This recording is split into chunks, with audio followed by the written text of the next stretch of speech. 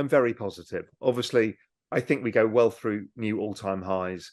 I think the whole ecosystem of crypto, we go from 425 million users where we are today. I think the end of this cycle will be 1 billion users by the kind of use cases we've talked about. Don't forget, we've got CBDCs, stable coins. There's a lot going on still. So, if the entire space is going to grow 2.5x in number of users, well, market cap of the entire space is 5 or 10x. Raoul, the renowned macro expert and founder of Real Vision, has been highlighting the strong connection between business cycles, global liquidity, and cryptocurrency cycles. He believes that the 4-year cycles in the cryptocurrency market align with global liquidity cycles driven by central bank policies.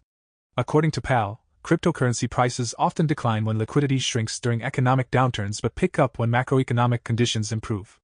Pal predicts that central banks, especially those like the U.S. Federal Reserve that have been tightening monetary policies, will face a reckoning in the coming weeks. He anticipates a pause in rate hikes, the end of quantitative tightening, and eventual rate cuts, possibly occurring before the second half of the following year. Moreover, he foresees a significant surge in demand for cryptocurrencies between 2023 and 2025, which could lead to substantial price gains, potentially surpassing current all-time highs. In his recent interview with Altcoin Daily, Pal discusses the current state of the crypto market, his predictions for 2024, and offers valuable investment advice for cryptocurrency investors. Please take a moment to like this video, subscribe to the channel, and don't forget to drop your comment and observations in the comment section below. Thanks and enjoy the video. My take has been everything's quiet right now. We've got very little liquidity coming into the crypto market or the traditional markets. We've got the central bank still tightening, so there's just less money around. So even you've seen that the positive narratives, and there's been a lot of positive news in crypto, hasn't really driven price. Because the other thing is, we're not bringing many new people in yet.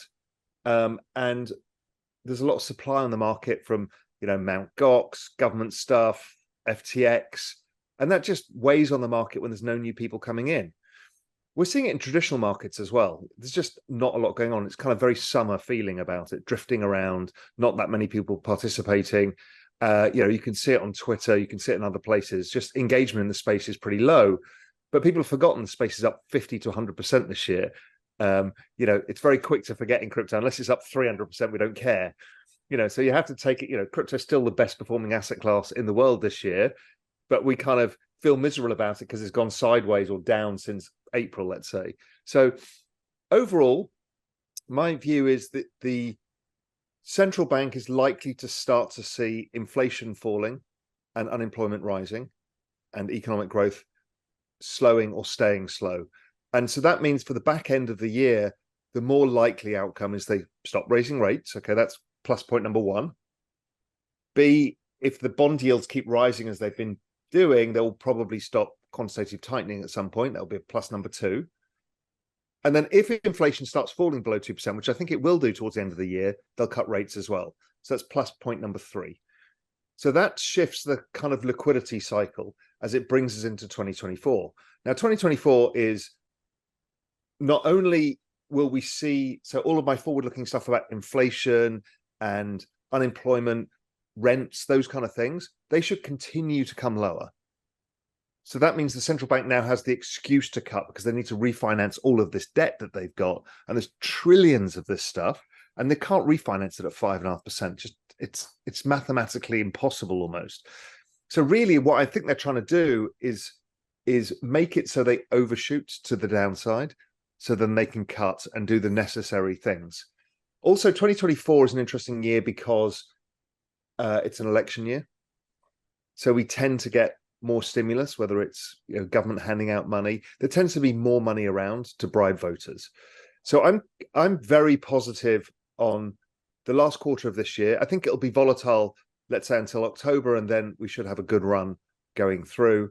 And then I'm very positive on 2024. Now, none of these things will go in a straight line, but generally the first year of crypto spring looks like this. It goes up a reasonable amount, but it's choppy and sloppy and people don't really buy into the story. Then the next year of crypto is when spring turns into summer. We tend to have a good year, not ridiculous year, but a good year. And then the year after that, we tend to have a ridiculously good year. So that's generally how things have played out. I think that's based on a macro cycle. I think that's how it's going to play out this time. Does it go down and then up and then down? I don't know. But what's the probability that the space is significantly higher in 10 years, knowing what we know, knowing that the financial system wants to use it and all the brands that want to use it, and that the central banks want to issue central bank digital currencies and stable coins are being adopted around the world, the probability of this being much higher is extremely high. Just focus on that. Despite the ongoing bear market and the prevalence of low cryptocurrency prices, there has been a flurry of activities and significant announcements in the crypto industry this year.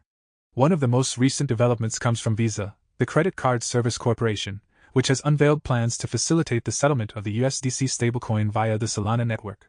According to Visa, this partnership with Solana aims to enhance the speed of cross-border settlements, while offering clients a modern solution for effortless fund transfers through Visa Treasury. Following this announcement, Solana's value saw a substantial increase, with prices surging by over 6%. Solana has maintained its position as one of the most successful cryptocurrencies of 2023, boasting a remarkable year-to-date growth of 101%. In previous interviews. Raoul, a prominent figure in the crypto space, has expressed his confidence in Solana, considering it one of the most promising projects among those often touted as Ethereum competitors. In the following interview clips, Pal provides insights into Solana and shares his thoughts on the most significant crypto trends to anticipate in 2024. So I observe the space, kind of try and step back from it, because too many people get too involved with what they like because they like it and they're part of that thing.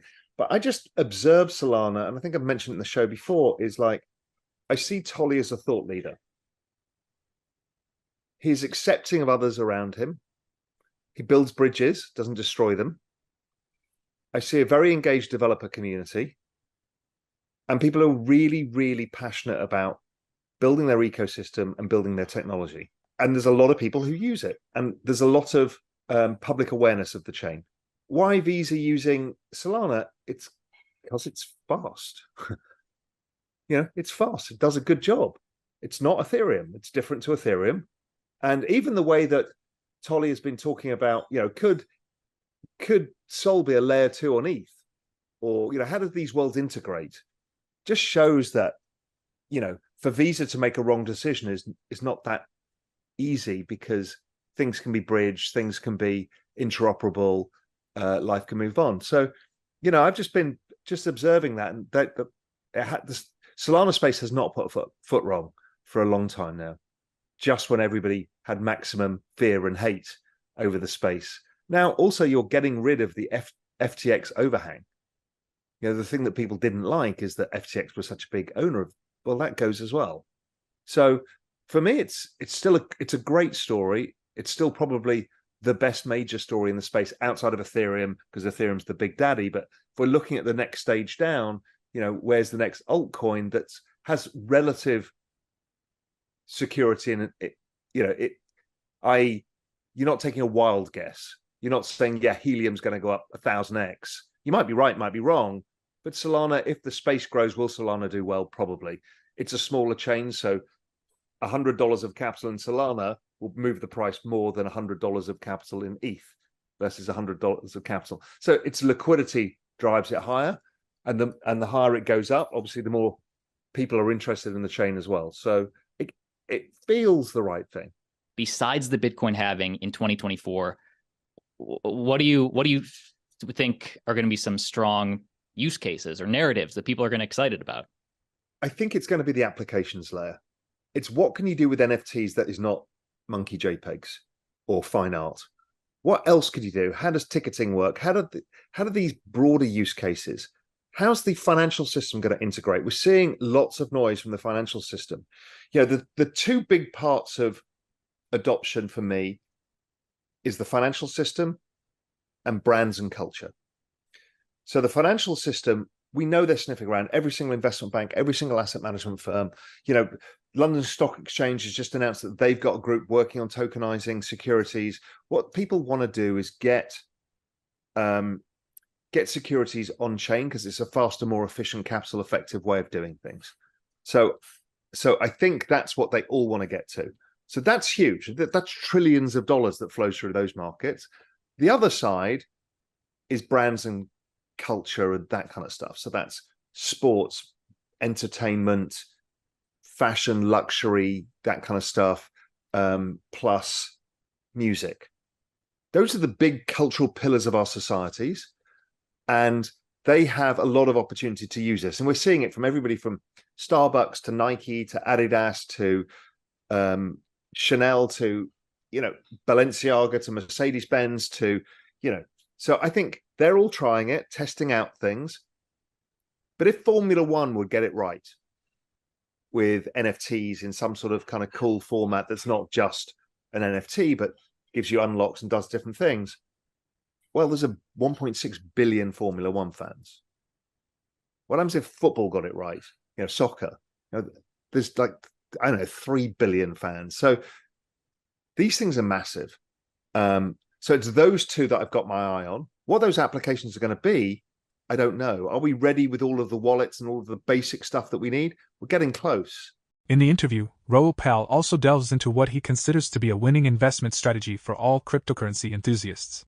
Drawing from his experience as a former Goldman Sachs executive, he emphasizes the importance of conducting thorough due diligence on every token and coin before making any investments.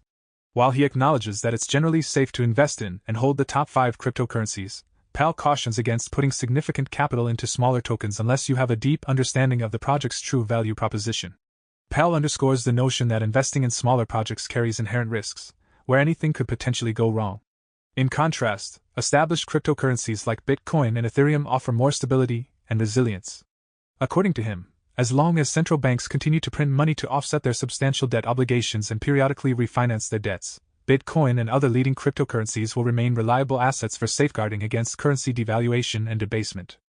Regarding the outlook for the cryptocurrency industry, Pal expresses a strong belief that the next cycle will commence in the final quarter of the year and is poised to be exceptionally bullish. He invites readers to share their opinions, predictions, and insights in the comments section, prompting a discussion on his views and the cryptocurrency market's future prospects. For more Daily Dose Crypto news, check out these 2 awesome videos on your screen. Click now and we will see you on the next video.